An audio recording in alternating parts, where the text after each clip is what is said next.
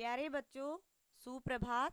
आज हम कक्षा 8वीं विषय संस्कृत रुचिरा भाग 3 उप विषय है हमारा पाठ 6 संक्षिप्त सार व गृह कार्य हल। व्याख्यान 3। प्यारे बच्चों, आज हम अपनी पाठ्य पुस्तक संस्कृत रुचिरा भाग 3 के पाठ 6 गृहम शून्यम सुताम विना के संक्षिप्त सार व गृह कार्य हल की जांच करेंगे। बच्चों, जैसा कि मैंने आपको बताया, यह पाठ कन्याओं पर आधारित है। इस पाठ में कन्याओं से संबंधित घटना का वर्णन किया गया है। प्राचीन समय में स्त्रियों की जो स्थिति थी वह बहुत अच्छी थी। स्त्रियों को अत्यधिक सम्मान दिया जाता था। उनकी स्थिति समाज में उन्नत थी। स्त्रियां सुशिक्षित होती थी। स्त्रियों को शास्त्र का ज्ञान होता था और इतिहास में ब्रह्मवादिनी, गार्गी, मैत्रेयी आदि का नाम विशेष उल्लेखनीय है। वैदिक युग में पुरुषों और स्त्रियों में कोई विभेद नहीं था, लेकिन बाद में स्त्रियों की दशा दयनीय हो गई। उनकी सामाजिक दशा से न्यूनता आती गई। अनेक भ्रूण हत्या, स्त्री प्रथा जैसी बुराइयों ने समाज में जन्म लिया। यह पाठ कन्याओं की गर्भ में हत्या पर रोक लगाने और उनकी शिक्षा को सुनिश्चित करने की दिशा में एक नया कदम है। आज भी पुत्र और पुत्री में भेदभाव की भावना कार्यरत है। समाज में कन्या का जन्म आज भी एक तिरस्कार की दृष्टि से देखा जाता है। इसके निवारण के लिए प्रस्तुत पाठ में संवादात्मक शैली का वर्णन किया गया। बच्चों, जैसा कि मैंने बताया था कि आज हम अपना व्याख्यान 3 संक्षिप्त सार, अब तक हमने व्याख्यान 1 व 2 में पाठ को संस्कृत सहित यानी अनुवाद को हमने जाना। आज हम व्याख्यान 3 में एक बार फिर से इसकी दोहराई कर लेते हैं। एक बार इसके सार को अच्छी प्रकार से जान लेते हैं। आइए, कैसे पाठ की शुरुआत हुई है। शालिनी गर्मी की छुट्टियों में पिता के घर आती है। सभी प्रसन्न मन होकर उसका स्वागत करते हैं, परंतु उसकी भाभी उदास सी प्रतीत होती है। अब क्या बताया गया कि जैसे कि आप अपने परिवार से ही उदाहरण ले लीजिए कि जब छुट्टियां होती हैं, आप भी अपने मामा जी के घर जाते हो और आपकी बुआ जी भी आपके घर आती हैं। तो इसी प्रकार शालिनी जो है वो लड़की है और वो अपने मायके में गर्मियों की छुट्टियों में पिताजी के घर आती है। अब सभी क्या हैं, जब आपकी बुआ जी घर आती है तो सभी खुश होते हैं, प्रसन्न होते हैं, स्वागत करते हैं। तो उसी प्रकार जो घर में सदस्य हैं सभी उसका स्वागत करते हैं। सभी खुश हो जाते हैं कि शालिनी आई है। परंतु जो उसकी भाभी है वह उदास प्रतीत होती है, अर्थात उसके चेहरे पर खुशी प्रतीत नहीं होती। उसके चेहरे पर एक चिंता सी झलकती है, लेकिन वह उस चिंता को किसी के समक्ष प्रकट नहीं करती। शालिनी कहती है, भाभी तुम चिंतित सी प्रतीत होती हो। अब वह उसके चेहरे को समझ लेती है और समझने के पश्चात कहती है, भाभी मुझे लग रहा है कि कोई चिंता है। लेकिन वह उससे उत्तर देती है, सब कुशल हैं। वह कहती है, हाँ शालिनी, मैं कुशल हूँ, अर्थात मैं ठीक ठाक हूँ। फिर पूछती है कि तुम क्या लोगी, अर्थात तुम्हारे लिए क्या लाऊं, ठंडा या चाय। शालिनी कहती है, अभी तो मैं कुछ नहीं चाहती हूँ, अर्थात अभी मेरा कुछ भी चाहने का या लेने का मन नहीं है। रात में जब सब एकत्र हो जाएंगे सभी के साथ भोजन ही कर लूंगी। अब भोजन के समय भी जब सभी लोग एक साथ होते हैं, इकट्ठे होते हैं, भोजन करने का जब समय होता है उस समय पर भी जो शालिनी की भाभी है माला, उसकी मनोदशा स्वस्थ प्रतीत नहीं होती थी। अर्थात वह उस समय पर भी ठीक नहीं लग रही थी, परंतु उसने उस समय पर भी किसी से कुछ भी नहीं बताया। मनोदशा, मन की दशा, जो उसका मन था वह ठीक नहीं था। शालिनी ने उस समय पर भी यह बात ध्यान दी कि भाभी का स्वास्थ्य शायद अभी भी ठीक नहीं है, इसलिए भोजन के समय पर भी वह चुपचाप ही दिखाई दे रही। राकेश आता है। अब उसका जो भाई है उसका नाम राकेश है, शालिनी बहन है और माला उसकी पत्नी है। अब राकेश सायंकाल यानी संध्या के समय, साय के समय अपने घर आता है और अपनी बहन को घर देखता है तो बहन से कहता है, बहन भाग्य से तुम आई हो, अर्थात हमारे भाग्य हैं जो तुम हमारे घर आई हो। आज मेरे कार्यालय में महत्वपूर्ण बैठक अचानक ही निश्चित हुई। अब कहते हैं कि आज कार्यालय में यानी ऑफिस में एक मीटिंग निश्चित हुई है और आज ही माला का डॉक्टर के साथ मिलने का समय निर्धारित है। अब वो कहता है कि मैंने आज ही डॉक्टर से माला की अपॉइंटमेंट ली है, अर्थात उसके मिलने का समय आज ही निर्धारित डॉक्टर ने किया है और आज ही मेरे ऑफिस में मीटिंग है। मैं ऑफिस की जो मीटिंग है उसको नहीं छोड़ सकता, क्योंकि वह विशेष मीटिंग है, अर्थात खास मीटिंग है। इसलिए तुम माला के साथ डॉक्टर के पास जाओ, उसकी सलाह अनुसार जैसा करने योग्य हो वैसा करो। अब वह कहता है कि तुम माला के साथ डॉक्टर के पास जाना और जैसी वो सलाह दे उसकी सलाह के अनुसार वैसा ही कार्य करना। अर्थात मैं साथ में नहीं जा सकता, लेकिन तुम साथ में चली जाना और डॉक्टर से सलाह ले ले। अब शालिनी कहती है, क्या हुआ? अर्थात मैं जब से आई हूँ तब से देख रही हूँ कि भाभी का स्वास्थ्य स्वस्थ प्रतीत नहीं हो रहा है।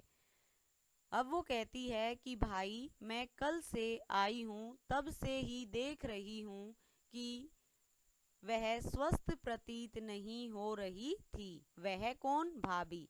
कि भाभी का स्वास्थ्य कल से ही ठीक नहीं लग रहा था। राकेश कहता है, चिंता का विषय नहीं है, अर्थात ऐसी कोई बात नहीं है जिससे चिंता हो। तुम माला के साथ जाओ, रास्ते में वह सब बता देगी। अब वह कहता है कि चिंता का कोई कारण नहीं है, तुम माला के साथ चली जाओ, रास्ते में जो भी बात है वह तुम्हें बता देगी। अब माला और शालिनी दोनों डॉक्टर के पास जाती हुई बात करती हैं। अब वो क्या होता है, अगले दिन दोनों डॉक्टर के पास जाने के लिए तैयार हो जाती हैं और रास्ते में एक दूसरे से वार्तालाप करती हैं, बातचीत कर। शालिनी कहती है, क्या हुआ भाभी? अब वह अपनी भाभी से पूछती है, भाभी क्या बात है, क्या समस्या है? माला कहती है, शालिनी मैंने 3 मास का गर्भ अपनी कोख में धारण किया हुआ है। अब वह यानी जो माला है वह अपनी ननद यानी शालिनी को अपनी जो उसकी अस्वस्थता का कारण था उस कारण को बताती है। कहती है कि मेरा जो गर्भ है उस गर्भ में 3 महीने का यानी क्या है, शिशु है। तुम्हारे भाई का आग्रह है, आग्रह का अर्थ है निवेदन है, या तुम्हारा भाई कहता है कि मैं लिंग जांच करवाऊं, लिंग जांच यानी अल्ट्रासाउंड करवाऊं, और यदि कोख में कन्या है तो गर्भ को गिरवा दूं। अब यह पाठ बेटा जैसे कि मैंने आपको जब शुरू किया उसी समय पर बताया था कि यह पाठ कन्याओं पर आधारित है और लड़के और लड़की में जो भेदभाव किया जाता है हमारे समाज में, उसी भेदभाव को मिटाने के लिए, कम करने के लिए इस प्रकार का यह संवाद पाठ के रूप में प्रस्तुत किया गया है। अब वह अपनी अस्वस्थता का कारण अपनी बहन यानी शालिनी को बता देती है। फिर कहती है, मैं बहुत दुखी हूँ और तुम्हारा भाई मेरी बात नहीं सुनता। अर्थात जो माला है वह मन से बहुत ज्यादा दुखी है, और दुखी होने का कारण क्या है कि जो उसके गर्भ में शिशु है वह उस शिशु की जांच नहीं करवाना चाहती। वह नहीं चाहती कि जो शिशु आने वाला है उससे पहले ही उसकी गर्भ में हत्या करवा दी जाए। अब मान लो उसके भाई का क्या आग्रह है कि अगर लड़की है तो उसका क्या करवा दो, उसके गर्भ को गिरवा दो, अर्थात गर्भपात करवा दो। लेकिन यहाँ पर वह जो माला है वह ऐसा नहीं चाहती है। वह यही चाहती है कि मैं अपने गर्भ की जांच न करवाऊं। शालिनी कहती है, भाई ऐसे विचार कैसे रख सकता है। अब कहती है कि ऐसा कैसे हो सकता है कि भाई इस प्रकार के विचारों को रखे। शिशु कन्या है तो वध के योग्य है, इतना पाप पूर्ण कार्य है। अर्थात भाई की जो सोच है वह ऐसी कैसे हो सकती है, क्योंकि हमारे परिवार में ऐसी सोच किसी की भी नहीं है। तुम विरोध क्यों नहीं करती। अब वह अपनी भाभी से कहती है कि जब भाई तुमसे इस प्रकार की बातचीत करता है तो तुम उस बातचीत का विरोध क्यों नहीं करती हो। वह तुम्हारे शरीर में स्थित शिशु का वध करने की सोचता है, तुम चुप बैठी हो। अब वह कहती है कि शरीर तो तुम्हारा है और तुम्हारे शरीर में ही वह शिशु है, और उसको मारने की बात वह सोच रहा है, लेकिन तुम चुप क्यों हो, तुम उस बात का विरोध क्यों नहीं कर रही हो। अभी घर चलो, लिंग जांच की आवश्यकता नहीं है, भाई जब घर आएगा मैं बात कर लूंगी। अब वह यही कहती है कि इस बात की अब यहाँ पर कोई आवश्यकता नहीं है, तुम अभी चुपचाप अपने घर चलो, और जब भाई साय आएगा, रात्रि के समय आएगा, उस समय पर मैं भाई से बात कर लूंगी। सायकाल जब भाई घर आता है, हाथ पैर धोता है, वस्त्र बदलता है, फिर पूजा घर में जाता है और दीप जलाकर भवानी अम्बे माँ की वंदना या प्रार्थना करता है। अब बेटा सायकाल होती है जब उसका भाई कार्यालय से घर आता है, हाथ पैर धोता है, वस्त्र बदलता है और फिर पूजा घर में जाकर दीप प्रज्वलित करता है, जलाता है और अम्बे माँ के सामने, भवानी माँ के सामने सिर झुकाता है, प्रार्थना करता है। उसके बाद सभी लोग चाय पीने के लिए इकट्ठे होते हैं। राकेश, तुम डॉक्टर के पास गई थी, उसने क्या कहा। अब राकेश के पास केवल एक ही सवाल होता है कि तुम डॉक्टर के पास गई थी तो उसने क्या बताया। अर्थात तुम्हारे गर्भ में लड़का है या लड़की है, उसने क्या सलाह दी है, उसने क्या बताया है। अब माला है यानी जो राकेश की पत्नी है वह चुप रहती है। तभी 3 वर्ष की जो उसकी बेटी है अंबिका, उसकी बेटी का नाम अंबिका है। अब हमारा जो ये पाठ है इसमें मेन कितने हैं, मुख्य 4 पात्र हैं। पहला क्या है, शालिनी है जो राकेश की बहन है, माला है जो राकेश की पत्नी है, और अंबिका है जो राकेश की बेटी है। तो वह खेलती हुई उसकी गोद में आकर बैठ जाती है, उससे चॉकलेट मांगती है। राकेश अपनी पुत्री को यानी अंबिका को प्यार करता है, चॉकलेट देता है और उसे गोद से उतार देता है। फिर माला की ओर प्रश्नवाचक दृष्टि डालता है। यह सब उसकी बहन बैठी हुई देखती है। अब वह यानी अब मान लो कोई काम आपको आपके पिताजी बोलकर गए हैं और कहकर गए हैं कि यह कार्य शाम तक हो जाना चाहिए। आते ही पिताजी उसी कार्य को पूछेंगे कि बेटा आपने इस कार्य को किया, आज सुबह मैंने आपको ये कार्य करने के लिए कहा था, अगर आपने वो कार्य नहीं किया होगा तो आप नजरें चुराओगे, इधर उधर दौड़ जाओगे कि पिताजी भूल जाएंगे, हम बाद में इस चीज को बता देंगे। तो ऐसा ही क्या माला के साथ था। माला जो थी बार बार उस चीज को क्या कर रही थी, नजरअंदाज कर रही थी, क्योंकि उसके अंदर इतना सामर्थ्य नहीं था कि वो अपने पति राकेश का सामना कर सके या उस ये कह सके कि हम डॉक्टर के पास गए ही नहीं। अब शालिनी कहती है भाई तुम क्या जानना चाहते हो, यानी अब उसकी बहन है जो राकेश की, वही कहती है कि तुम जानना क्या चाहते हो कि उसकी कोख में लड़का है या लड़की, किस लिए।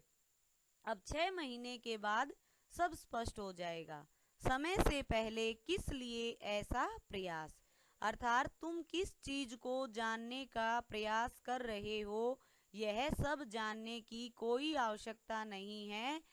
जब दिन आएंगे अर्थात 6 महीने बीत जाएंगे, उसके पश्चात सब कुछ तुम्हारे सामने हो जाएगा, स्पष्ट हो जाएगा। अब राकेश कहता है बहन तुम तो जानती ही हो कि हमारे घर में अंबिका पुत्री रूप में है, अब एक पुत्र की आवश्यकता है। अब वह कहता है कि बहन तुम जानती हो कि हमारे घर में लड़की तो है ही, अब हमें लड़की की कोई आवश्यकता नहीं है, अब हमें दूसरा शिशु पुत्र ही चाहिए। शालिनी कहती है अच्छा यदि कोख में पुत्री है तो मार देना चाहिए। अब तेज स्वर में वह कहती है, यानी जैसे चिल्लाते हैं उस तरह से वह ऊंची आवाज में अपने भाई को बोलती है तुम हत्या के पाप में लगे हुए हो। राकेश कहता है नहीं बहन नहीं, हत्या तो नहीं। शालिनी कहती है यह तो निंदनीय कार्य नहीं है। तो क्या यह निंदनीय कार्य नहीं है, अर्थात तुमने जिस बारे में सोचा है वह सोचकर ही, तुम्हारी सोच ही निंदनीय है, अगर तुम उस कार्य को करोगे तो क्या यह निंदा के योग्य कार्य। क्या तुम भूल गए कि हमारे पिताजी ने कभी भी पुत्र और पुत्री के बीच भेदभाव नहीं किया। अब वह कहती है कि जो हमारे पिताजी थे, पिताजी ने कभी भी तुम्हारे अंदर और मेरे अंदर कोई भेदभाव नहीं किया, अर्थात समान रूप से तुम्हें पढ़ाया, उसी प्रकार उसी विद्यालय में मुझे शिक्षा दिलवाई, वही तुम्हारे लिए कार्य किए, वही कार्य मेरे लिए किए, लेकिन तुम्हारे मन में इस प्रकार के गंदे विचार या तुम्हारे ये बुरे विचार कैसे आ गए हैं। वह हमेशा मनुस्मृति की पंक्तियां बोलते थे कि आत्मा ही पुत्र के रूप में उत्पन्न होती है, पुत्री पुत्र के समान है। मनुस्मृति में ये पंक्तियां बोली गई थी और उन्हीं पंक्तियों को पिताजी बोला करते थे, उदाहरण के रूप में समझाते थे कि आत्मा ही पुत्र के रूप में जन्म लेती है, उत्पन्न होती है, और पुत्री हमेशा पुत्र के समान ही होती। तुम भी सायं प्रातः देवी की स्तुति करते हो, किस लिए। सृष्टि को उत्पन्न करने वाली शक्ति का तिरस्कार करते हो, अपमान करते हो। तुम्हारे मन में इतने गंदे विचार आ गए हैं, यह सोचकर ही मैं बहुत दुखी हूँ। तुम्हारी शिक्षा व्यर्थ है। राकेश कहता है बहन ठहरो, मैं अपने अपराध को स्वीकार करता हूँ, लज्जित भी हूँ। आज से लेकर कभी भी निंदित कार्य सपने में भी नहीं सोचूंगा। अब वह कहता है कि जो अपराध मैंने किया है उस अपराध को लेकर मैं अत्यधिक शर्मिंदा हूँ, लज्जित हूँ। इस निंदनीय कार्य को मैं कभी अपने सपने में भी नहीं सोच सकता। जिस प्रकार अंबिका मेरे स्नेह की अधिकारी है, यानी प्रेम की अधिकारी है, उसी प्रकार आने वाला जो शिशु है वह भी मेरे स्नेह का अधिकारी, उसके लिए चाहे वह लड़का हो या लड़की हो, दोनों ही मेरे स्नेह के अधिकारी होंगे।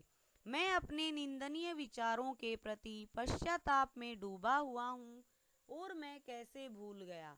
अर्थात अब वो एक श्लोक के माध्यम से बताता है कि यत्र नार्यस्तु पूज्यन्ते रमन्ते तत्र देवताः, जहाँ नारियों की पूजा की जाती है वहाँ देवता निवास करते हैं, और जहाँ पर इनकी पूजा नहीं की जाती, पूजा का अर्थ है बेटा कि उनका मान सम्मान, जहाँ पर नारियों का मान सम्मान नहीं किया जाता वहाँ पर देवता भी निवास नहीं करते, अर्थात सभी कार्य विफल हो जाते हैं, किसी कार्य में सफलता प्राप्त नहीं होती। नारी भगवान का यानी देवी माता का रूप होती हैं और हमेशा हमें इनका सम्मान करना, अथवा पिता से 10 गुना माता होती है। बहन, तुमने सही रास्ता दिखलाया, छोटी होते हुए भी तुम मेरी गुरु हो। पश्चाताप बंद करो, तुम्हारे मन का अंधकार दूर हो गया है। ये सब बातें शालिनी अपने भाई राकेश को कहती है और यही अब हमारे लिए प्रसन्नता का विषय है। भाभी आओ, सभी चिंता छोड़ दो और आने वाले शिशु के स्वागत के लिए तैयार हो जाओ। भाई, तुम भी अब प्रतिज्ञा करो, कन्या की रक्षा करने में, उसका पालन पोषण करने में हमेशा सावधान रहोगे। बेटी बचाओ बेटी पढ़ाओ सरकार की यह घोषणा भी तभी सार्थक होगी जब हम सब मिलकर विचार करेंगे। वेद शास्त्रों की ज्ञाता गार्गी। अभी बेटा जब मैंने आपका पाठ शुरू किया उसी समय पर मैंने बताया था कि शास्त्रों की ज्ञाता गार्गी को माना जाता है। विदुषी थी वो, शास्त्रों का ज्ञान रखती थी। तो वेद शास्त्रों की ज्ञाता गार्गी, पराक्रम में द्रौपदी, शत्रु का विनाश करने में लक्ष्मी, विज्ञान के आंगन में आकाश में विचरण करने वाली कल्पना, उद्योग पथ में इंदिरा और खेल जगत में प्रसिद्धि को प्राप्त साइना है। ये स्त्रियां सभी दिशाओं में सबल हैं और हमें प्रोत्साहित करती हैं, अर्थात इन सब स्त्रियों से हमें प्रेरणा मिलती है और हमें प्रोत्साहन भी मिलता है कि हमें इन्हीं की तरह सबल होना चाहिए, कमजोर नहीं होना चाहिए और हर तरफ हर दिशा में प्रसिद्धि को प्राप्त करना चाहिए। प्यारे बच्चों, अब ये जो श्लोक है, इसी श्लोक में 4 क्वेश्चन बन सकते हैं हमारे। वेद शास्त्रों की ज्ञाता कौन है? गार्गी। पराक्रम में कौन है? द्रौपदी। शत्रुओं का विनाश करने में कौन है? लक्ष्मी। विज्ञान के क्षेत्र में उन्नति को प्राप्त करने वाली कौन है? कल्पना। उद्योग के पथ में कौन है? इंदिरा। और खेल जगत में कौन है? साइना नेहवाल। अब ये क्या था बेटा, हमने आज अपना पाठ का अनुवाद एक बार फिर से दोहराया। अब हम गृह कार्य हल की जांच करेंगे। आइए करते हैं अपना गृह। प्रश्न 2 है, नीचे लिखे गए तद्भव शब्दों के तत्सम रूप लिखिए। बेटा ये जो तद्भव शब्द हैं इनके तत्सम रूप मैंने इनके समक्ष ही लिख दिए हैं। आइए एक बार इनको पढ़ते हैं। तद्भव शब्द हैं कोख। अब कोख का तत्सम शब्द होगा कुक्षिहि। क्या होगा? कुक्षिहि। सात सह, सात सह। गोद क्रोडः, गोद क्रोडः। भाई भ्राता, भाई भ्राता। कुआ कूपः, कुआ कूपः। दूध दुग्धः, दूध दुग्धः।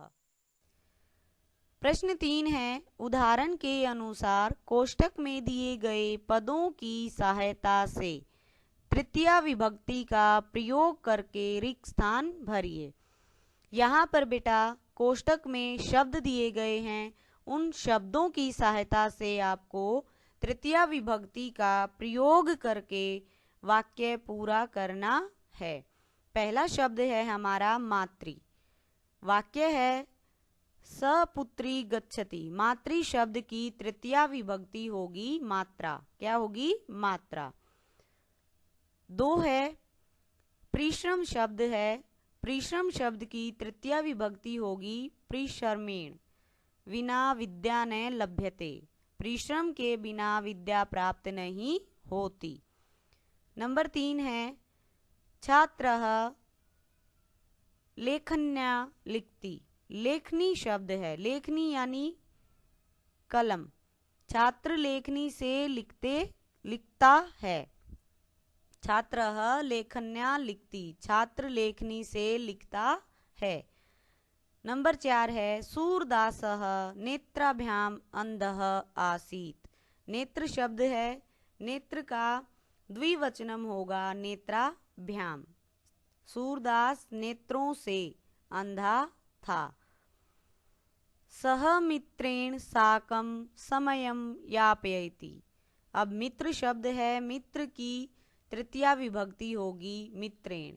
यहाँ पर बेटा सबसे आवश्यक जो बात है वो क्या है, जब तक हमें शब्द रूप का ज्ञान नहीं होगा तब तक हम इनको पूरा नहीं कर सकते। इसलिए जो शब्द रूप आपको करवाए गए हैं, समझाए गए हैं, वे सभी शब्द रूप आपको याद हो जाने चाहिए। करते हैं अपना अगला प्रश्न। प्रश्न 4 है, नीचे दिए गए विशेषण पदों का विशेष्य पदों के साथ मिलान कीजिए। अब यहाँ पर विशेषण दिए गए हैं, उनका विशेष्य के साथ मिलान करना है, जिसे आप मैच द फॉलोइंग बोलते हैं। संस्कृत और हिंदी में मिलान कीजिए बोला जाता है, मेलनम कुरुत या मिलान कीजिए। तो यहाँ पर मैंने इनके उत्तर इनके समक्ष ही लिख दिए हैं। स्वस्थता मनोदशा, स्वस्था मनोदशा, महत्वपूर्ण गोष्ठी। अब स्वस्थ क्या, मन की दशा, महत्वपूर्ण क्या, गोष्ठी यानी बैठक, जघन्यम कृतम बुरा कार्य, निंदनीय कार्य, क्रीडंती खेलती हुई, पुत्री पुत्री, कुक्षिता वृत्ति, गंदे विचार। प्रश्न 5 है, नीचे दिए गए पदों के विलोम पद पाठ से चुनकर लिखिए। अब यहाँ पर बेटा कुछ पद दिए गए हैं, उनके विलोम पद आपको लिखने हैं अपने ही इस पाठ से चुनकर। तो नंबर 1 है स्वः। स्व का अर्थ होता है आने वाला कल, हयः बीता हुआ कल। प्रसन्ना कुंठिता, प्रसन्ना यानी खुशी, कुंठिता दुखी। वरिष्ठा बड़ा, कनिष्ठा छोटा, वरिष्ठा बड़ी, कनिष्ठा छोटी। प्रशंसितम यानी प्रशंसा के योग्य, गर्हितम निंदनीय। प्रकाशः प्रकाश, अंधकारः अंधेरा। सफलाः सफल, अफलाः या विफलाः असफल। निरर्थकः निरर्थक, सार्थकः सार्थक। प्रश्न 6 है, नीचे दिए गए रेखांकित पद का प्रश्न निर्माण कीजिए। अब बेटा यहाँ पर रेखांकित मैंने शब्द किया है, उन शब्दों का आपको प्रश्न निर्माण करना है। अब इस प्रश्न में कोई भी गलती नहीं होनी चाहिए, क्योंकि किम शब्द रूप आपने अच्छे तरीके से याद किया है, दोहराया है। यह सब प्रश्न निर्माण हमारा किम के शब्द रूप से ही चलता है, पुल्लिंग, स्त्रीलिंग, नपुंसकलिंग के जैसे। अब प्रसन्नतायाः विषयो अयम, तो प्रसन्नतायाः शब्द को रेखांकित किया गया है, तो यहाँ पर कस्याः, प्रसन्नताया यानी क्या शब्द है, कस्याः। स्त्रीलिंग शब्द है, यहाँ पर क्या आ गया, कस्याः। फिर है सर्वकारस्य यानी कस्य, तो फिर स्पष्ट दिखाई दे रहा है कि कौन सा शब्द है और किस शब्द रूप का यहाँ पर प्रयोग होगा, तो षष्ठी विभक्ति यानी कस्य। फिर है अहम स्व अपराधम स्वीकरोमि, स्व अपराधम को रेखांकित किया गया है, तो यहाँ पर आ जाएगा किम। समयात् पूर्वम, पंचमी विभक्ति का प्रयोग हुआ है, कस्मात शब्द आ जाएगा। अंबिका क्रोड़े उपविशति, यहाँ पर क्रोड़े यानी अंबिका गोद में बैठती है, कहाँ बैठती है, कुत्र। प्रश्न 7 है, नीचे लिखे गए संदिष्ट शब्दों का संधि विच्छेद कीजिए। अब यहाँ पर एक तरफ संदिष्ट शब्द दिए गए हैं, उन संदिष्ट शब्दों को आपको संधि विच्छेद करना है। नोक्तवती, न जमा उक्तवती, न जमा उक्तवती, यहाँ पर क्या हो गया, नोक्तवती। सहसैव, सहसा जमा एव, सहसा जमा एव।